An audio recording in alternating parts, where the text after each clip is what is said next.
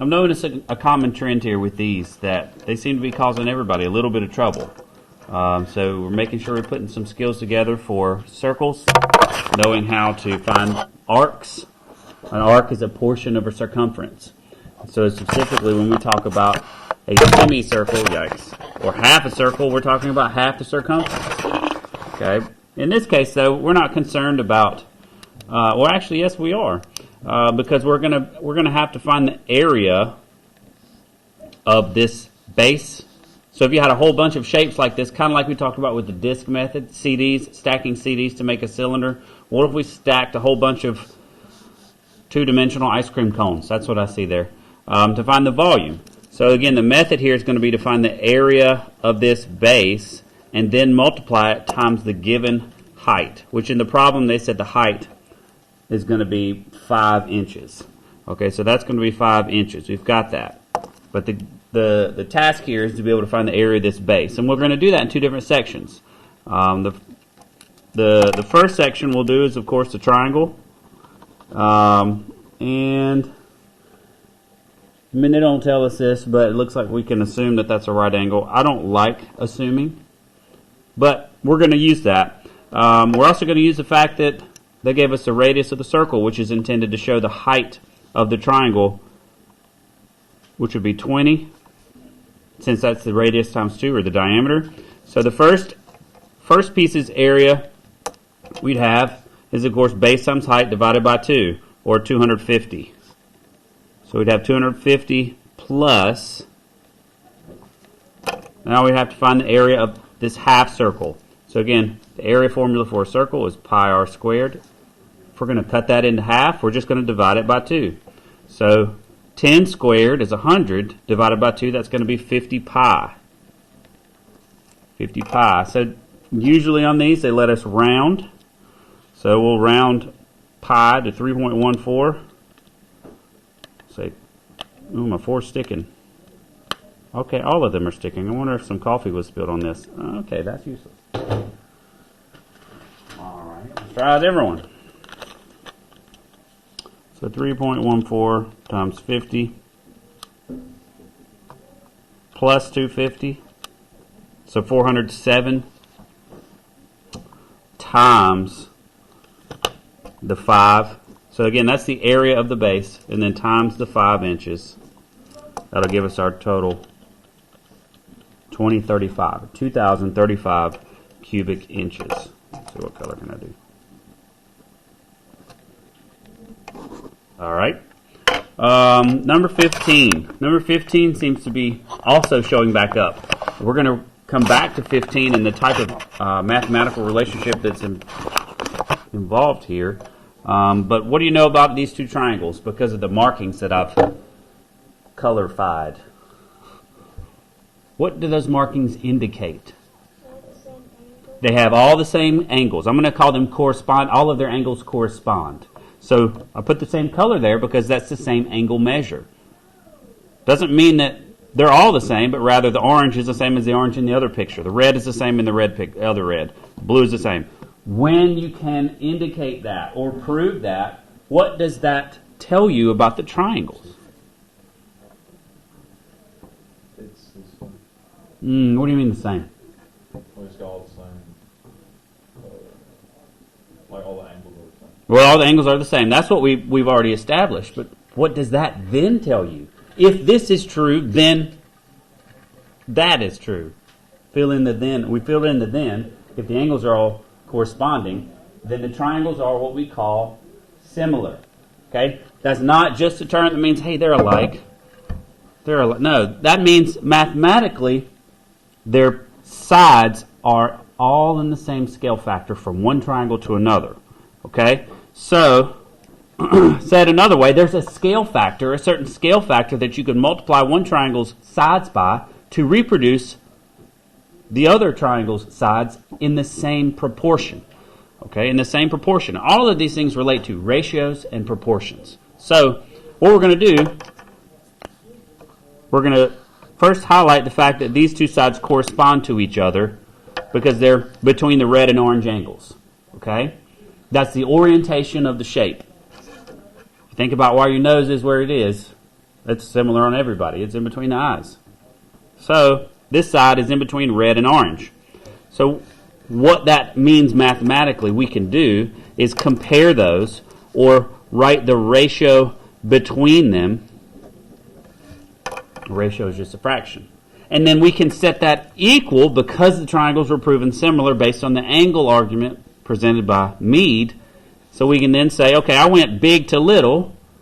Whatever the number is that multiplied 10/3 to get 8/7, it's going to be the same number, that's why we call it the scale factor, that P has to multiply to produce what?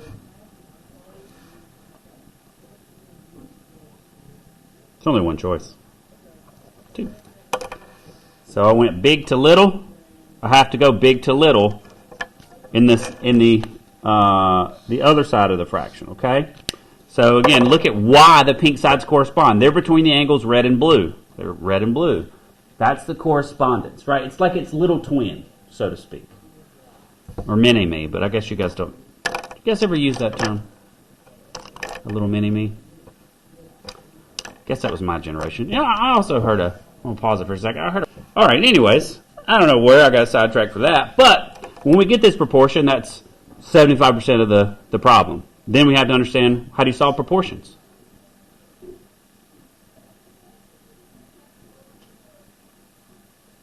Don't be afraid, anyone. Wait, how do you solve proportions? Come on, Jeffrey. Let me have it. I ain't got nothing. We're going to cross multiply. We're going to set our cross products equal to each other. So we're going to say 10/3 times 2. That's going to be 20/3 because numerator is all that gets multiplied times the whole number. And then we're going to set that equal to 8p over 7. You see, p is like a whole number, presumably. We don't know what it is. And so it behaves like that when you multiply it as a variable. So then we get another proportion. So you can either cross multiply here, or you can remember that reciprocals play a very important role because they're going to isolate a variable that has a fractional coefficient. Again, the coefficient is 8/7. That's what's multiplying p. So what can I multiply by to get rid of it? The opposite, which is 7/8, otherwise known as the reciprocal. Okay? So if we end up working through that to solve that, we're going to get that p is equal to 140 over 24.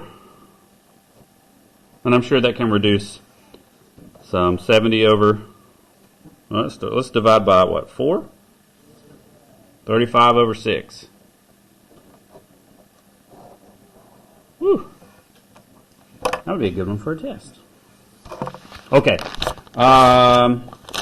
16 is another proportion, so I'm not going to do that one just yet. That's very similar to what we had to do in number 15. But I'll be happy to look at that with anybody after I finish the notes here. So lesson 74 is something I've already taught you to do. Inserting parentheses or using the addition-only method. So I'm only going to take a look at this briefly because it's pretty straightforward. We've already done it. This means essentially that you can rewrite any expression that is a combination of addition and subtraction as addition only. Okay? So write 7 minus 12 plus 14 minus 18. We can convert all of this to addition only by paying close attention to the sign. So the 7 is what kind of 7? Positive. It's positive. I don't need to change that. That's just going to be 7. However, the minus 12 is the same thing as a combining of negative 12. So we insert the parentheses just to keep track of the fact that that 12 is negative. And if you didn't have the parentheses there, it would still mean the same thing. It would just kind of look funny. The 14 is already being added, so I'm going to leave that. But the 18 is being subtracted, so I'm going to convert that to plus negative 18. Okay, so you're going to recognize right away, hey, this looks a lot like what we just took a quiz on. Because we've already taken a look at it. Felt like it was time to let you guys give it a try. But this doesn't really change anything other than the fact, it doesn't change the answer. But what it does do is it helps us see that we can all now operate with the commutative property of addition. Well, that's just fancy lingo for do it in whatever order you want. because it's now all addition and the order doesn't matter. So we can say, oh, 7 plus 14, that's going to be easy. And then I've got these two, negative 12 and negative 18. Now, why did I do what I just did there? Well, I did that to show you that you can actually combine these negatives and these positives. You can look at that. 21 plus negative 30, like that. And then we can see that's clearly going to have an answer of negative 9 once I get it down to just positives and just negatives. Okay? So what I did here is I kind of did the pirates and the ninjas without saying pirates or ninjas. I combined all my positives and all my negatives into a magnitude. So who's going to win here in terms of our good versus evil argument from last week? Evil. Evil's got 9, an advantage of 9. Why are you smiling? I'm just kidding. All right. So that's all for lesson 74. That's the gist of it, that you can rewrite any expression of addition and subtraction with just addition. If you put parentheses around the negative terms, you converted the subtracted values to negatives. Okay?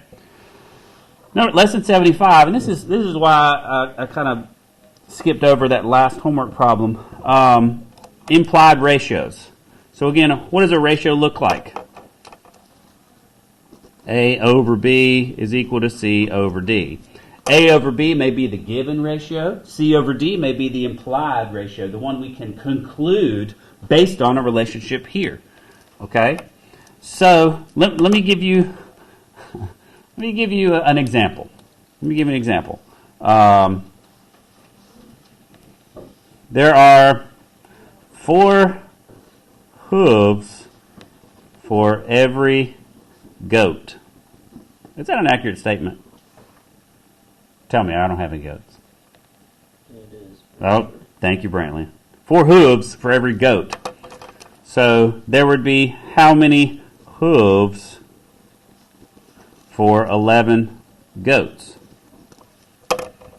Not gouts. That sounds painful. 11 goats. So here's the given ratio. There are 4 hooves for every goat. Well, how many would there be for 11 goats? So the implied ratio is what we're looking for. 4 hooves for every goat. We're going to write 4h, or 4 hooves, divided by 1 goat.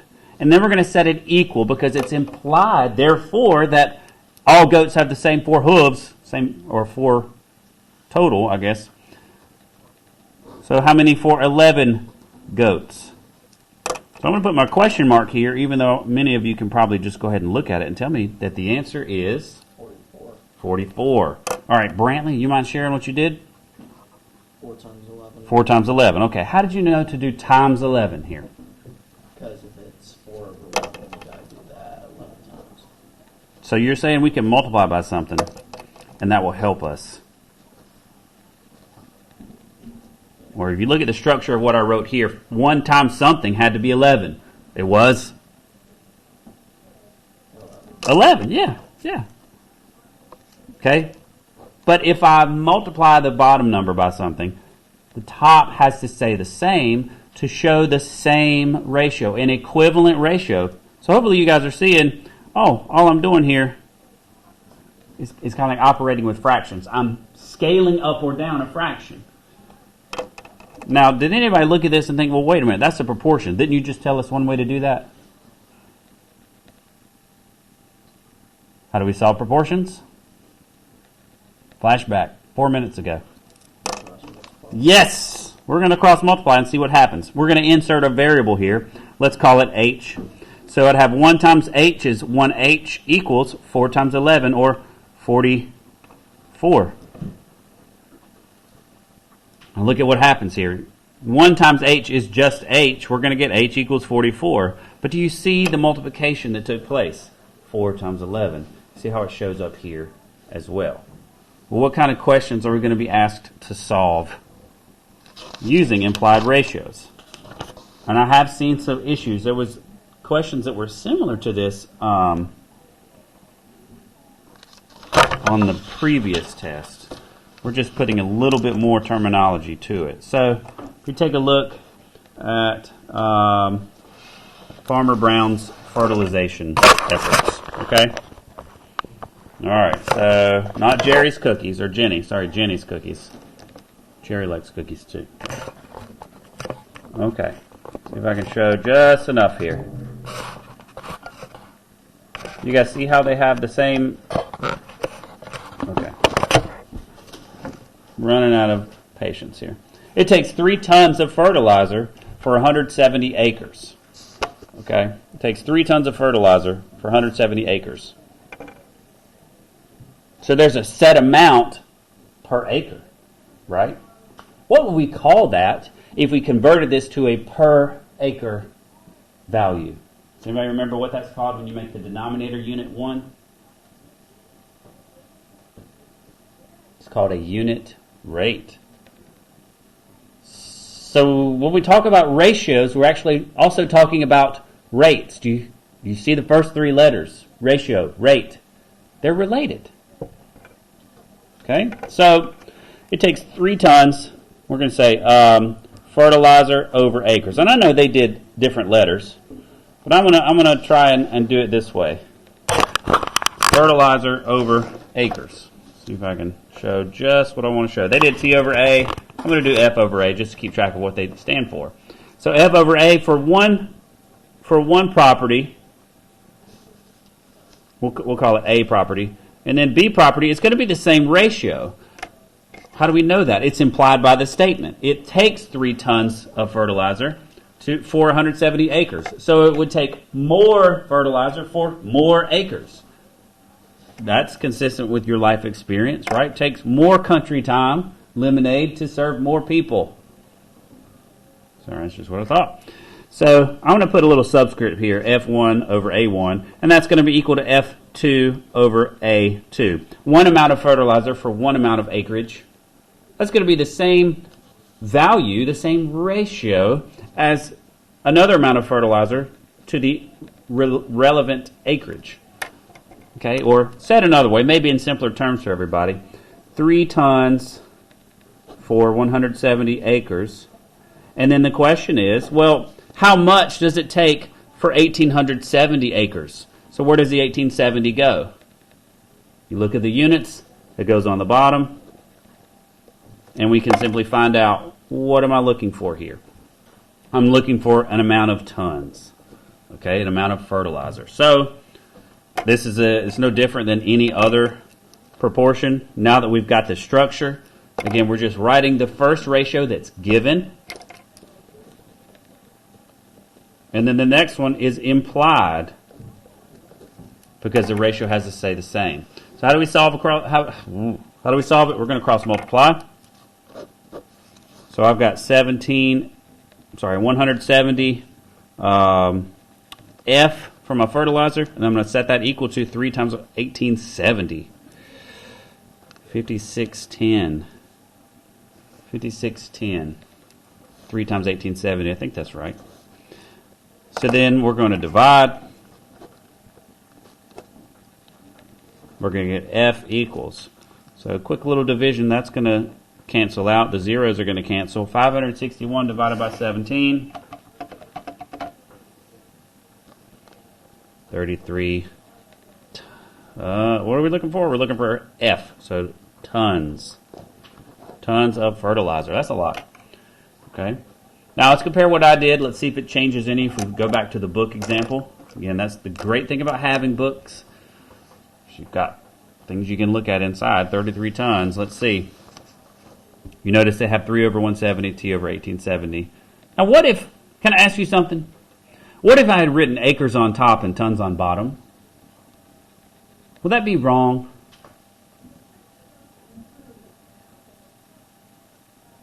Would it be right? Is there another option? It would not. It would be exactly the same thing. You see, as long as you write the order the same on both fractions, it doesn't matter. By the time you cross multiply, you're going to see the cross products are exactly the same. Okay. Questions about 75. So we're not doing the practice sets because those are part of your homework. I just want to make sure I'm clear that we've been doing this for a while. This is just giving us a little bit more language to put to it. So the last thing I want to talk about today, lesson 76, I'm going to have some fun with this one. Multiplication with scientific notation. So We're already, wait, isn't scientific notation already multiplying? Yeah. So let's take an example. Let's take 2 times 10 to the third. And then let's compare that to, I don't know, 4.5 times 10 to the fifth. We have to think back to something. I'm talking about scientific notation. Well, we don't call it that. We call it expanded form, but it's very similar to expanded form in 5th grade. What is 10 to the third, really? 10,000. 10 times. 1,000. 1,000. Remember, the exponent tells you how many zeros are in the number. So this is 2 times 1,000. This is 4.5 times a 1 and 5 zeros. 100,000. Right? But if we start doing that, we go down that road, that can make this take longer. What I want you to see, well, I'm going to do it the first time. And suppose I told you, hey, let's multiply these two instances of scientific notation. Multiplication, does the order matter? Does it? I think those nose wrinkles mean no, but I'm not sure. We'll go with no. That doesn't. Just like addition, multiplication's order doesn't matter. So guess what? Watch what I can do. Watch what I can do. I can change this to 2 times 4.5 times 1,000 times 100,000. Why would I do that? What's that supposed to help me see? Well, that should be really easy to multiply. Don't you agree? Aren't we just going to say 1 times 1 is 1 and then count the zeros? 1, 2, 3, 4, 5, 6, 7, 8. Bingo, bingo. And then go ahead and say, well, if that's the case, then I could just do 2 times 4.5 is 9. Now, how would we rewrite this in scientific notation? 9 times 10 to the... How many zeros were there? 1, 2, 3, 8. Now, look at that and tell me you can't figure out where that 8 came from in the original problem. Look at the original problem. Look at the exponents. What were they? To the power. What powers? 10 to the power 10 to the fifth. Third and the fifth. What do you think happened? Yes, thank you for stating the obvious. You just add the exponents together. Boom, that's it. So we can choose to multiply the numbers here and simply add the exponents from the scientific notation. They're the exponential portion. So, of course, we're going to take a look at another one. Let's say we had 2.15 times 10 to the 7th.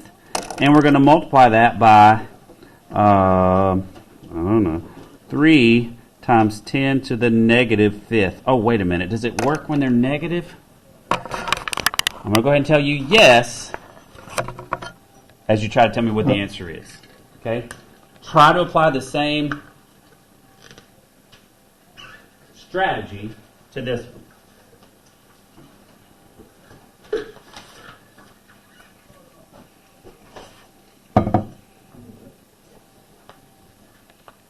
Maybe I'll send this video to your parents. It's going to be like, man, they're so tired. They're asleep. Are they like awake? No, we're just mad he gave us a quiz first thing.